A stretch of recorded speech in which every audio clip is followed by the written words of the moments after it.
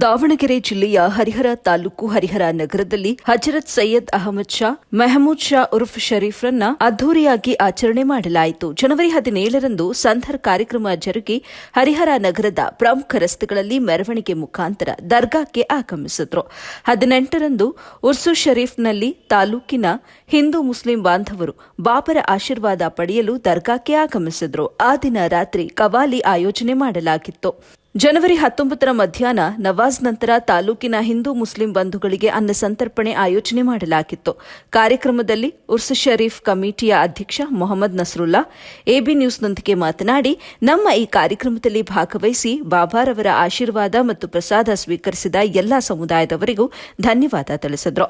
ಕಾರ್ಯಕ್ರಮದಲ್ಲಿ ದರ್ಗಾ ಕಮಿಟಿಯ ಹಿರಿಯ ಮುಖಂಡರು, ಗೌರವಾಧ್ಯಕ್ಷರು, ಅಧ್ಯಕ್ಷರು, ಸದಸ್ಯರು ಉಪಸ್ಥಿತರಿದ್ದರು. ವರದಿ ಸೈಯದ್ ಶಮೀರ್, ಎಬಿ ನ್ಯೂಸ್ ಕನ್ನಡ, ಹರಿಹರ.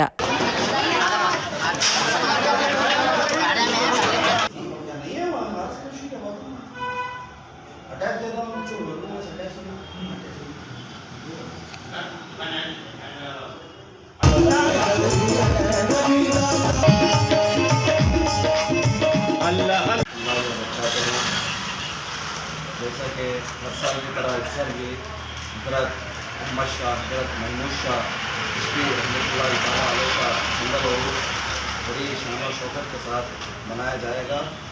कल यानी 17 जनवरी 2024 को सुंदर शरीफ हो चुका है, यानी आज 18 जनवरी 2024 को और कवाली का प्रोग्राम है।